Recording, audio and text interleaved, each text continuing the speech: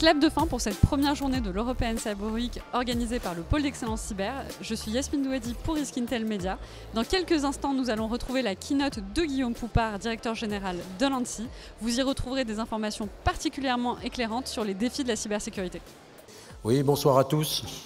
Donc, bon, d'abord, je suis extrêmement heureux ce soir que Guillaume nous fasse l'honneur et le plaisir de venir clore cette première journée de l'European Cyber Week.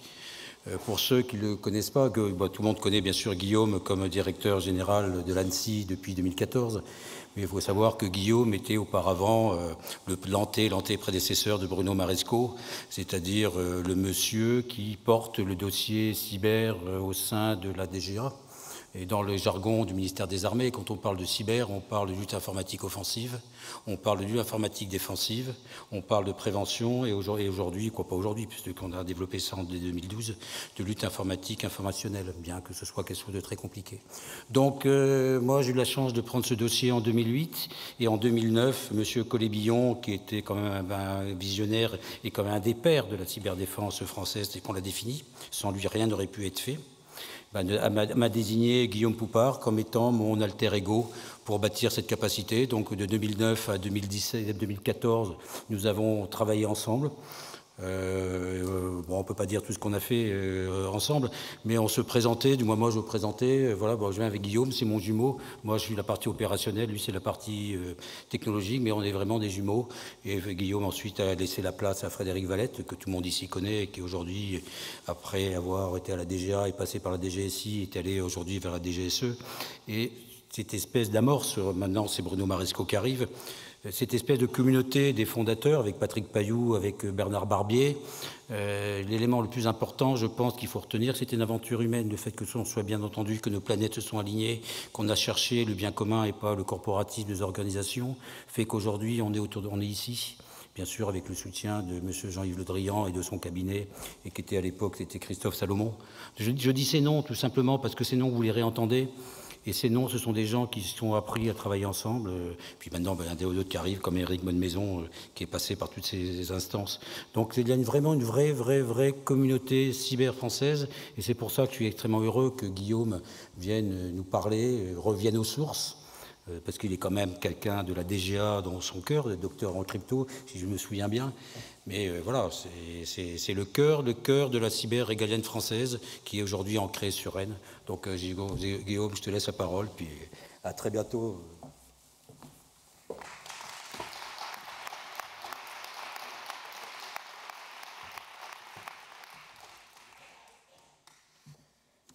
Bonsoir à tous. Donc je suis le jumeau d'Arnaud Coustillère. C'est super sympa, mais c'est pas facile à porter tous les jours. Mais c'est avant tout super sympa. Je suis ravi d'être ici. D'abord parce que c'est un peu un retour aux sources.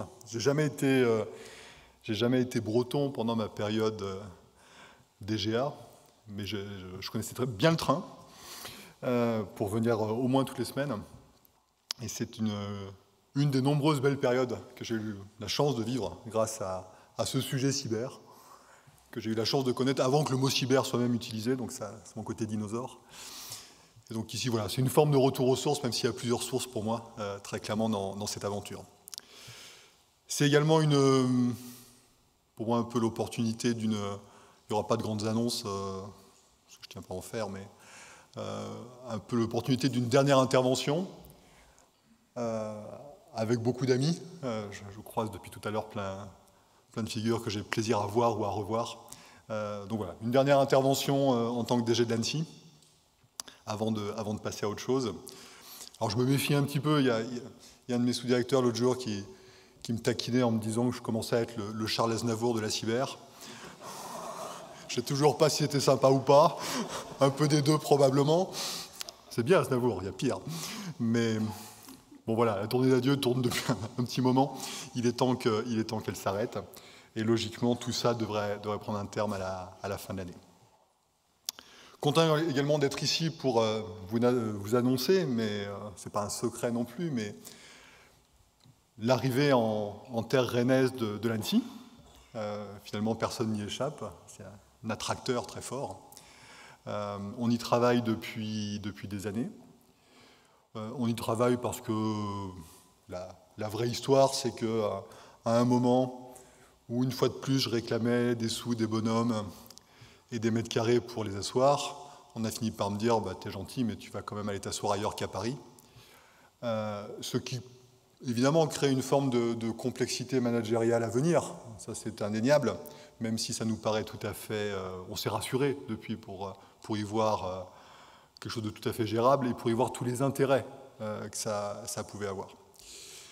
Et donc, quand la question de la localisation de cette nouvelle implantation de l'ANSSI s'est posée, je peux vous assurer que ça n'a pas duré longtemps. Surtout qu'il y a une haute autorité qui avait des tas d'idées pour moi, qui m'allait beaucoup moins. Donc immédiatement, on a sécurisé le fait que ce serait à Rennes qu'on viendrait.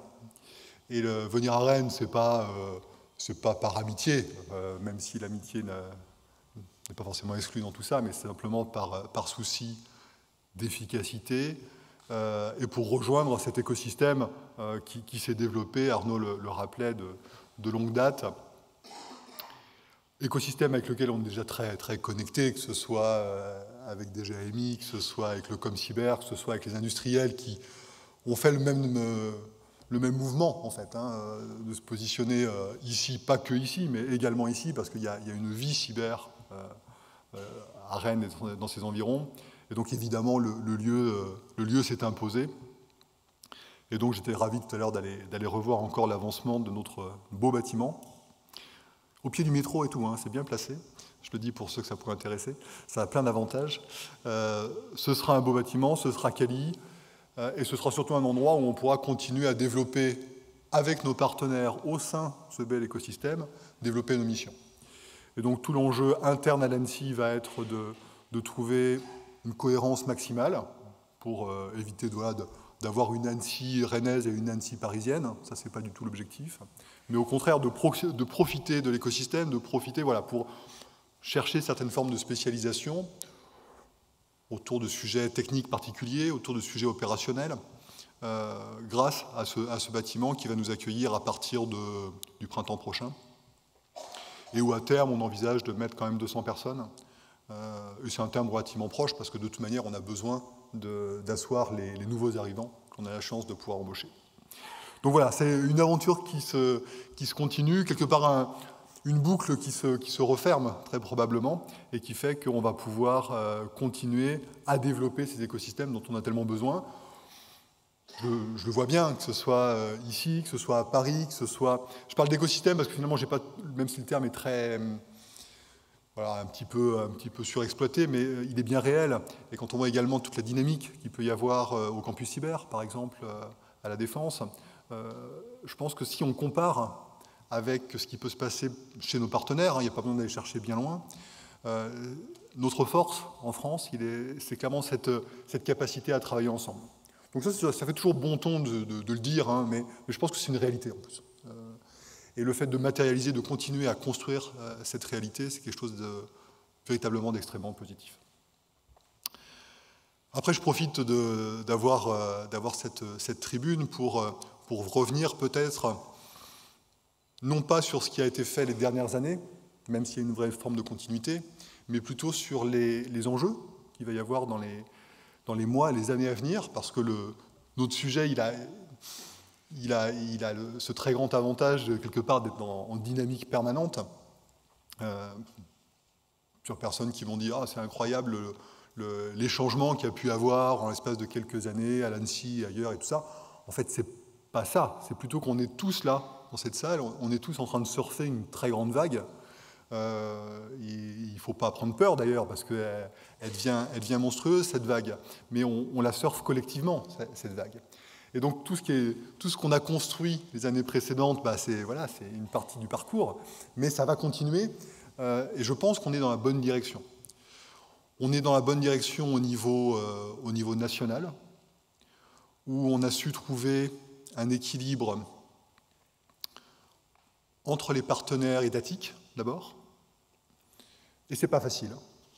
Sans rentrer dans les détails, mais je peux vous garantir que faire de la coopération avec des grands timides comme la DGSE, la DGSI, le ComCyber, la DGA, l'ANSSI.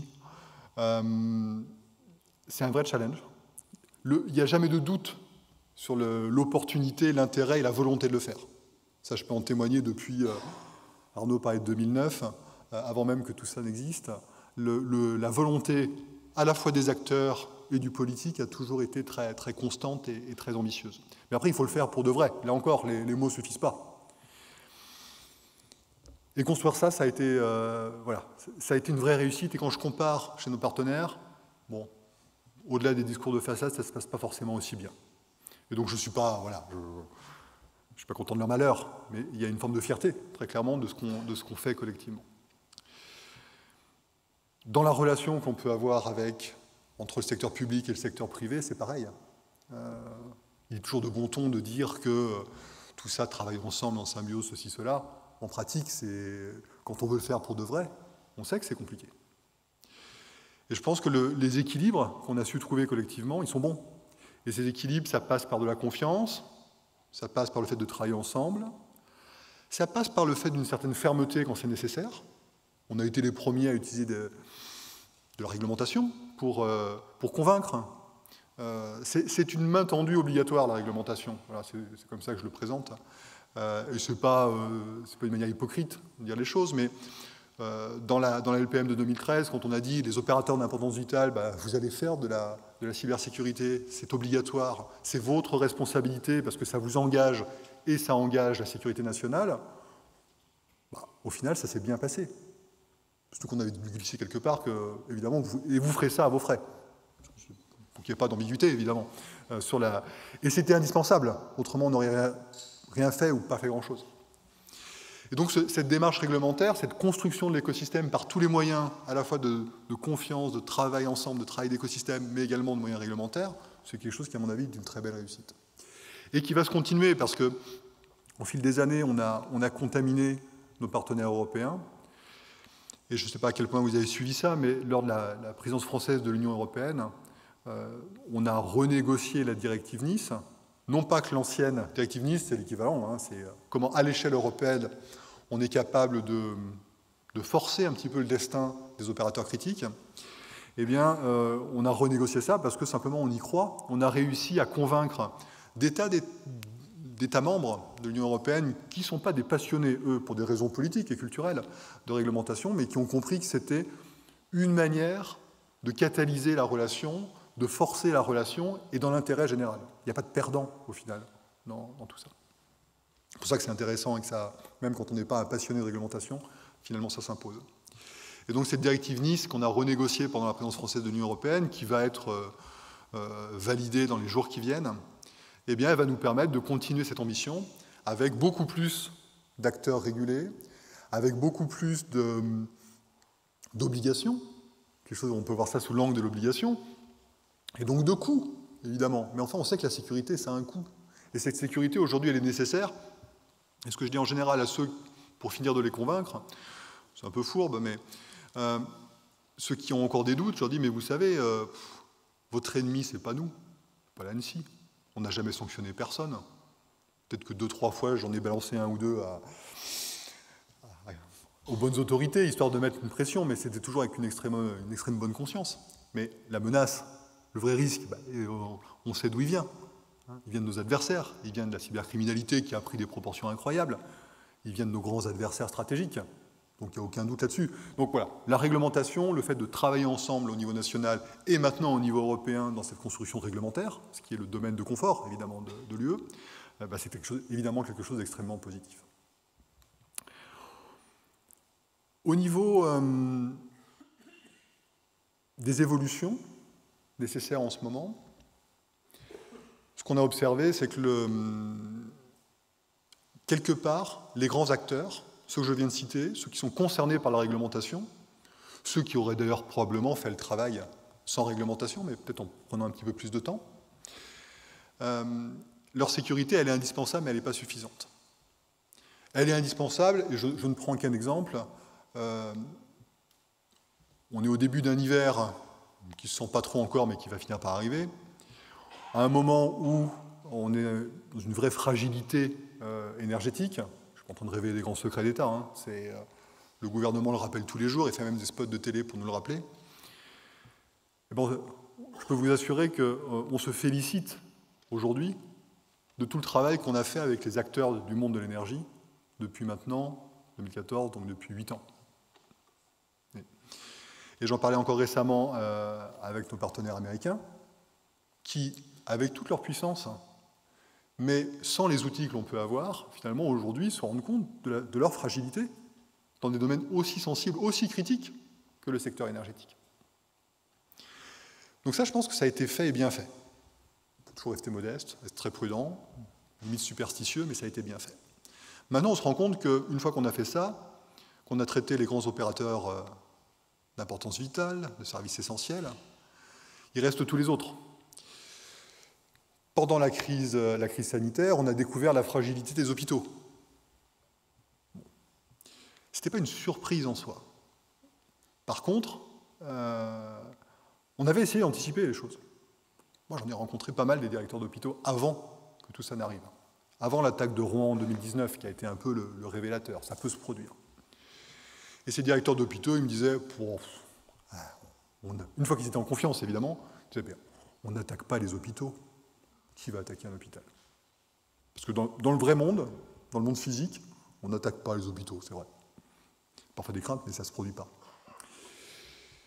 Et puis quand je disais, mais quand même, vous ne vous rendez pas compte, et tout ça, regardez tout ce qu'on peut faire,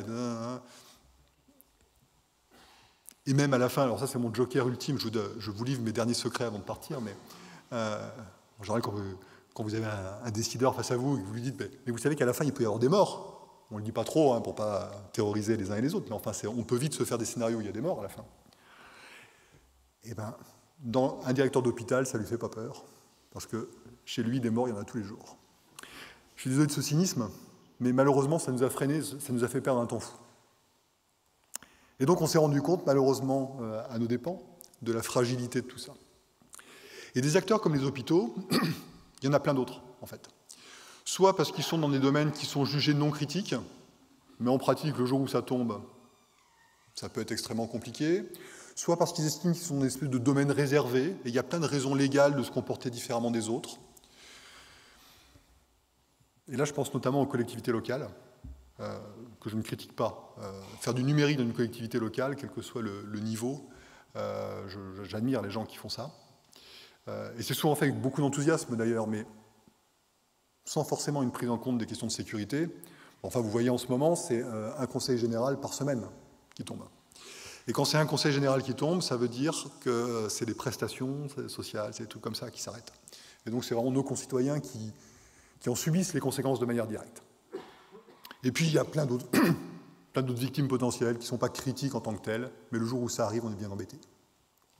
Et donc tout l'intérêt, à la fois de démarches réglementaires avec NIS 2, mais également de choses très pratiques qu'il faut faire, parce que le but, ce n'est pas de culpabiliser tous ces acteurs, c'est bien de leur apporter des solutions.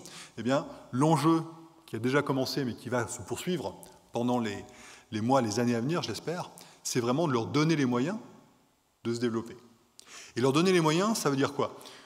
Alors, sur le long terme, il va falloir de l'argent, il va falloir des moyens, il va falloir des budgets, il va falloir des RH dédiés au sujet. Et ça, c'est à chacun de se prendre en main, très clairement. Par contre, ce qu'il faut impérativement, c'est aider d'abord à mettre le pied à l'étrier. Ça, on l'a beaucoup testé grâce au plan de relance. Là encore, c'est une opportunité un peu qui n'était pas attendue, évidemment. Mais le fait de payer des audits, d'aider des acteurs, comme encore des hôpitaux, des collectivités locales, des opérateurs, qui en général ne savent pas par où commencer, tout simplement. Le fait de les mettre dans l'axe, de les aider pour qu'ils sachent vers où aller, quelles sont les premières étapes, mettre le pied à l'étrier, c'est vraiment ça l'image. Ça, c'est à la fois ça ne coûte pas très cher, et c'est de l'argent qui est bien investi, parce qu'après, il y a une dynamique qui s'installe. Alors, ce n'est pas du 100%, mais globalement, on a des retours extrêmement positifs. Et ces parcours de sécurité, tels qu'on les appelle, mais ça peut prendre d'autres noms et ça peut être porté par d'autres. Je sais que la DGA fait ça, notamment avec diagnostic pour les PME. Enfin, l'idée, c'est vraiment de les aider à se lancer.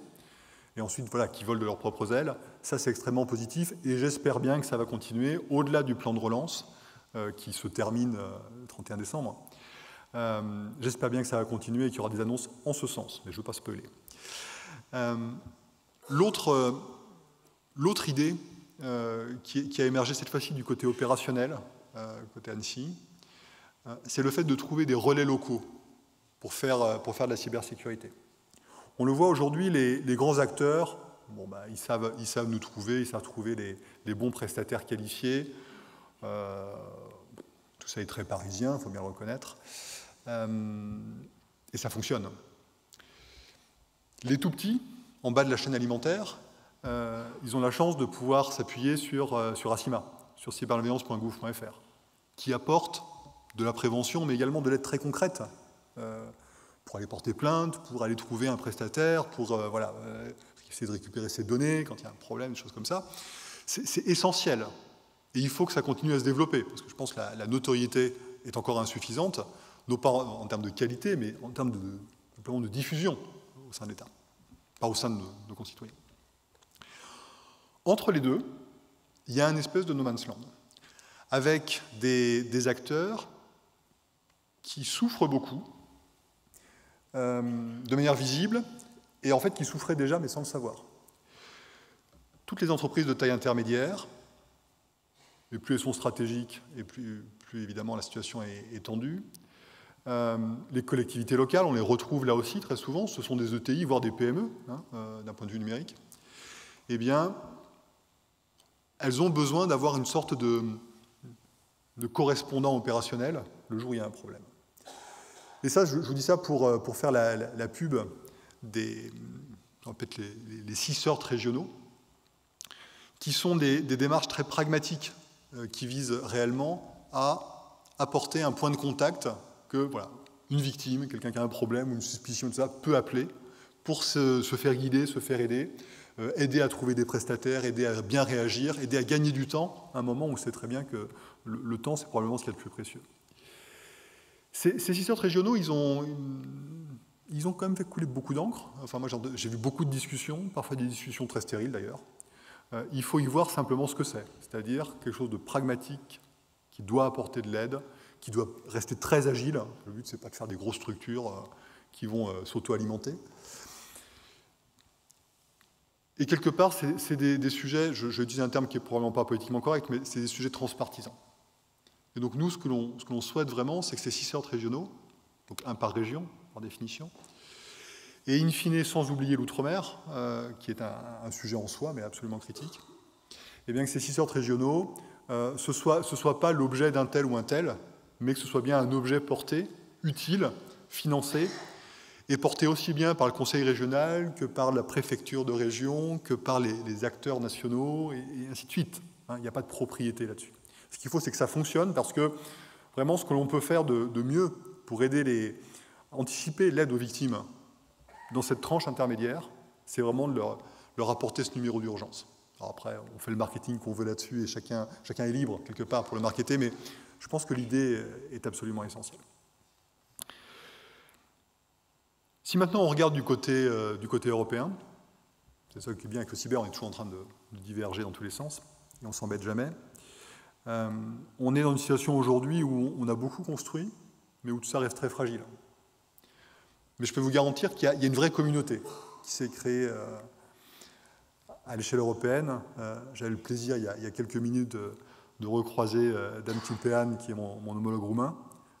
Entre les États membres de l'Union européenne, il y a une vraie connivence, parce que quelque part, on fait le même métier, on vit les mêmes choses, y compris dans la relation avec le niveau politique et tout ça. Donc, il y a une vraie cohérence qui s'est créée. Donc, au niveau européen, il y a cet aspect réglementaire, qui est ce qu'on sait bien faire, quelque part, mais également beaucoup plus qui s'est créé au fil des années et qui continue à se créer. En fait, chacun a développé ses capacités, on a fait de la réglementation pour asseoir tout ça, on a développé des réseaux des 6 heures et tout ça. Enfin bon, je ne vais pas rentrer dans le détail, ce n'est pas l'objet ici, mais ça fonctionne bien. Et il faut être très vigilant parce que ça reste très dynamique, donc il ne faut pas arrêter de pédaler, sinon le vélo tombe. Et puis maintenant, depuis quelques mois, là encore, c'est un sujet qu'on a mis en avant au niveau de la PFUE, on a mis en avant les questions de solidarité européenne. Et ce sujet de solidarité entre les États, qui n'existait pas il y a quelques années, parce que la priorité c'était chacun pour soi, mais ce n'est pas égoïste, c'est juste qu'il faut, faut pas s'éparpiller à n'importe quoi. Mais maintenant qu'on a construit des bases solides, collectivement, construire une vraie solidarité, ça devient absolument essentiel. Alors, nous, on le pensait plutôt à l'échelle européenne, et on le pense toujours, c'est vraiment une priorité pour nous. On se rend compte que l'OTAN, aujourd'hui, a exactement la même démarche.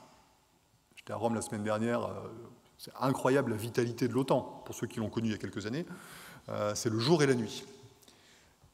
Il n'y avait pas plus chiant que les réunions OTAN cyber. Il y a Arnaud qui dit oui, on a vécu vraiment des réunions abominables. C'était tout l'inverse, là. Une vraie dynamique avec les grands pays, entre guillemets, qui parlent, mais également les petits pays. Parce qu'ils ont des choses à raconter, les petits pays. Et ils ont des revendications qui sont tout à fait légitimes. Et on l'a vu encore récemment. Bon, on est allé voir au Monténégro, à un moment où il y avait de gros problèmes, pour voir si on pouvait aider, de manière quasiment expérimentale, parce qu'on n'a jamais trop fait ça. Peu de temps après, l'Albanie a été touchée également. Alors, ce n'est pas l'Europe, mais c'est l'OTAN. Et une des conséquences durables du conflit en Ukraine fait que chacun se sent concerné aujourd'hui par ces menaces-là, que chacun doit développer des capacités. Il n'y a pas de bouclier, il n'y a pas de choses comme ça.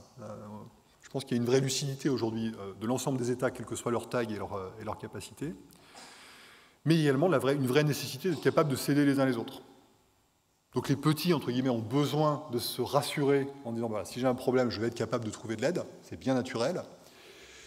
Et ceux qui sont capables de fournir cette aide, d'abord, je pense qu'il ne faut pas laisser ça aux seuls Américains, pour plein de raisons. Mais même si, évidemment, ils ont une présence qui est importante, on le voit en Ukraine, et c'est utile, hein, il n'y a pas de débat là-dessus. Mais notre intérêt, il est également d'éviter, parce que quand on a des pays proches comme ça qui se font gravement attaquer, on a du mal à se rassurer en disant nous, chez nous ça va et ça n'a pas de conséquences. On sait très bien que ça a des conséquences indirectes, voire quasiment directes parfois. Donc ce développement qu'on pensait plutôt au niveau européen, mais qui aujourd'hui se fait à la fois au niveau européen et au niveau de l'OTAN, sur le sujet cyber, il est absolument essentiel. Et là, pour le coup, c'est d'une vitalité. Quelqu'un parlait de mort cérébrale il y a quelques années. Je peux vous assurer que l'électrochoc a été très violent. Mais c'est bien quelque part. Je surveille parce que je ne voudrais pas que vous loupiez complètement l'apéro et le repas. Je choisis mes sujets du coup. Un sujet majeur, le sujet RH, ressources humaines. Je pense que d'ailleurs pendant ces 3 jours, s'il y a un fil conducteur, une thématique commune à plein de choses, je pense que le sujet RH est le bon sujet. Si je suis ici là ce soir, c'est pour faire de la retape, pour peupler mon beau bâtiment de Rennes. Donc c'est un sujet RH, évidemment, vous l'aurez compris. Blague à part, c'est probablement le sujet à la fois le plus intéressant et le plus complexe qui est face à nous, parce que le sujet RH, ce n'est pas un sujet qu'on traite en mettant un paquet de millions sur la table, en donnant des pots de parole, en ayant l'idée géniale, et puis surtout, ça se traite sur le temps long, par définition.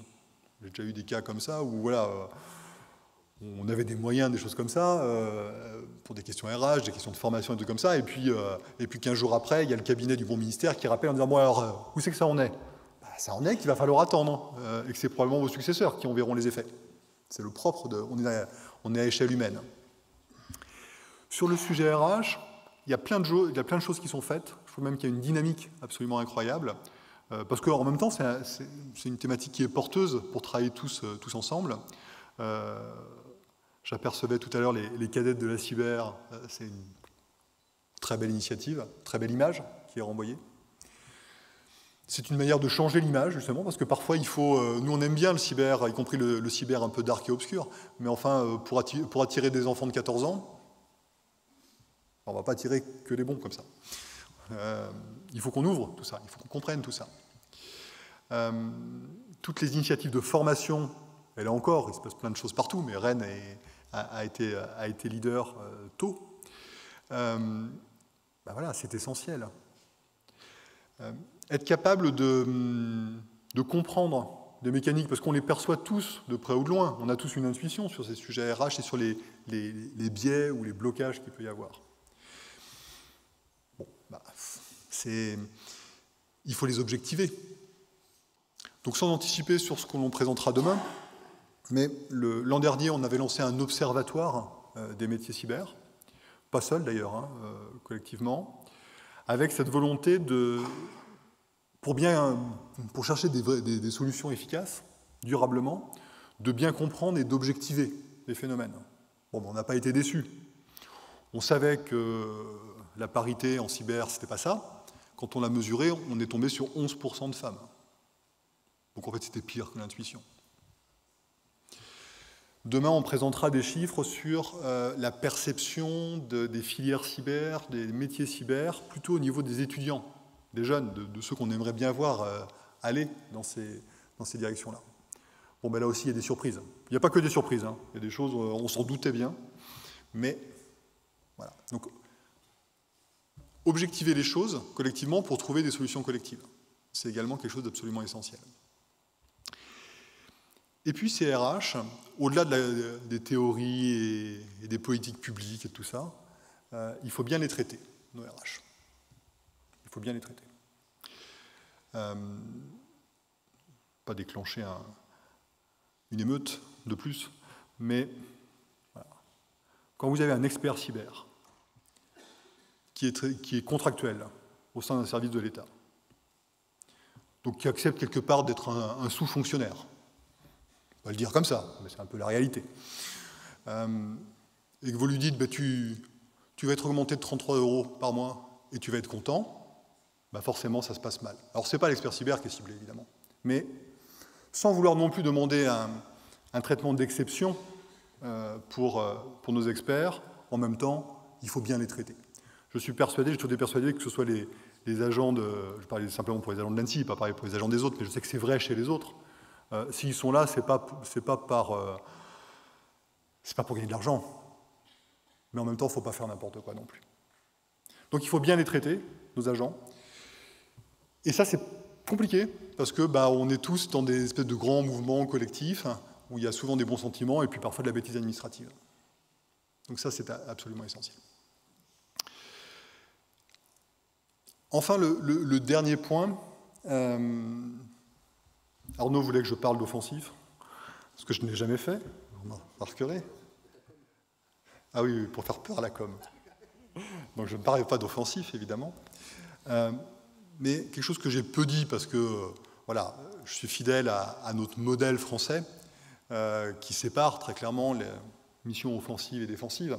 Et je pense que c'est salutaire. Mais séparer, ça par contre, j'ai déjà dit souvent, séparer, ça ne veut pas dire ne pas se parler. Séparer les missions, ça veut dire que dans la tête de ceux qui conduisent les missions, dans la tête de ceux qui les dirigent, et dans la tête de ceux qui en bénéficient, il n'y a pas de doute sur la mission des uns et des autres. Bon. Par contre, il faut impérativement faire travailler tout ça ensemble. Et aujourd'hui,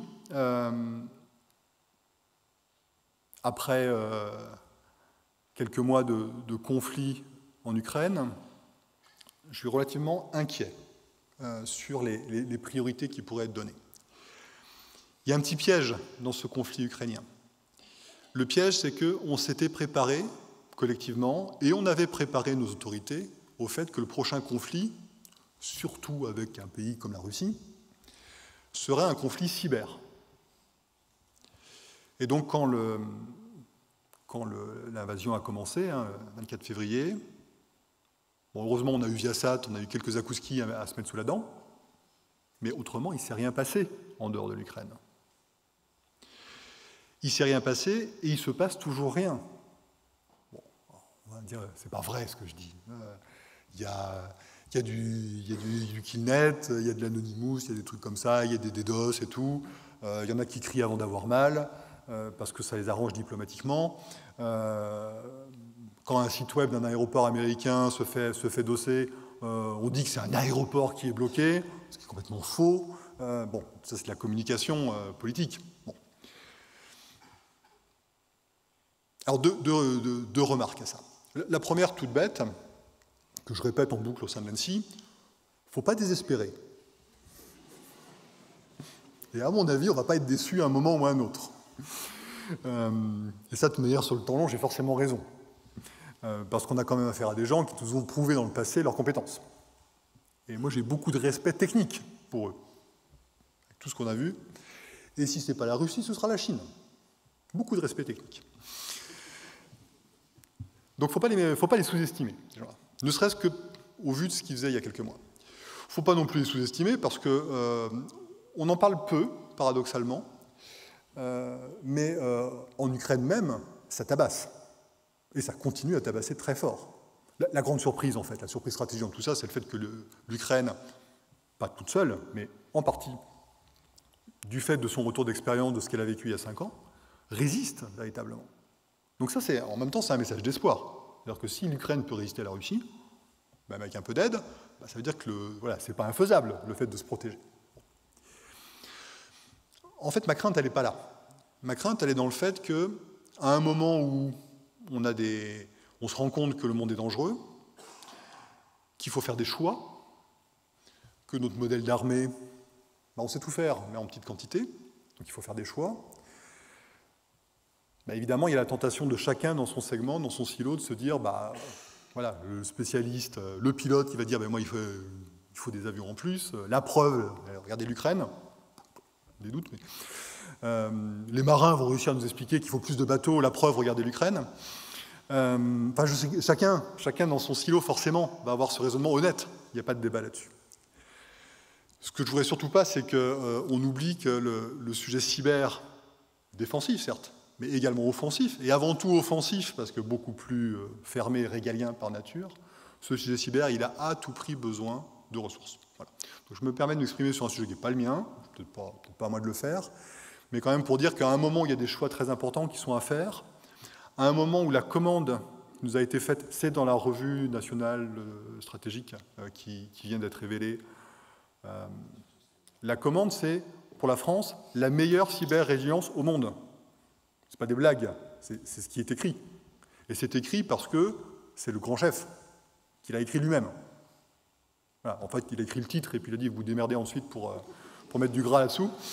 Mais c'est son rôle. Donc notre objectif commun dans cette salle, c'est pas uniquement le fardeau de Bruno Maresco ou du général Bonnemaison ou de ceux qui vont rester ou venir après. Non, et puis, la résilience, c'est pas que l'État, c'est l'ensemble de la nation. Notre objectif fixé par le grand chef, c'est la meilleure cyber-résilience au monde. Donc moi, ça me remplit de joie parce que ça montre que notre lent travail d'intoxication de nos autorités a porté ses fruits. Mais en même temps, je suis parfois inquiet de l'écart, du grand écart qu'il peut y avoir entre des objectifs stratégiques qui sont extraordinaires, et je suis fier, quelque part, de la France, quand c'est dit comme ça, et après des arbitrages budgétaires qui sont nécessaires et d'un retour à la réalité qui peut être extrêmement brutal. Donc j'espère bien, mais là, on verra, que tout ça sera cohérent, objectivement, et qu'on n'oubliera pas que pour faire du cyber, il faut avant tout des femmes et des hommes, donc tout le travail qu'il faut faire en amont, il faut une vraie volonté commune, et il faut des moyens. Il faut des moyens pour bien les traiter, ces femmes et ces hommes, et leur offrir de beaux métiers au service de la nation. Et ça marche dans le secteur public, mais ça marche également dans le secteur privé, parce que voilà, je pourrais mettre ça à la fin de chacune de mes phrases, c'est cet équilibre entre les acteurs qui fait que ça fonctionne. Voilà, tout ça pour vous remercier, sincèrement, du fond du cœur. Je pars sans regret et content de nouvelles aventures à venir, mais en même temps avec une vraie nostalgie, déjà présente, de quitter l'Annecy parce que c'est une boutique formidable, parfois un peu casse-pied, mais ça, on a les défauts de ses qualités, mais c'est pour le bien général. Là-dessus, il n'y a absolument aucun doute. Et bon, voilà, quitter des gens comme ça ne peut jamais être fait de gaieté de cœur. Nostalgique de la période à la DGA avant. Voilà, ces allers-retours Bruges, j'en garde un souvenir absolument magique. Et ça restera, évidemment. Pareil, un souvenir des périodes encore avant qui ont été réécrites par Arnaud, mais qui existe quand même, et qui était tout aussi génial, où finalement on a vu le sujet cyber naître, et voilà, avec le sentiment d'avoir eu l'immense chance de faire partie des pionniers, et le sentiment d'un beau travail collectif réalisé, qui ne demande qu'à continuer à croître et embellir. Donc voilà, pour tout ça, je tenais à vous remercier du fond du cœur, et puis espérons évidemment vous recroiser. Merci à tous.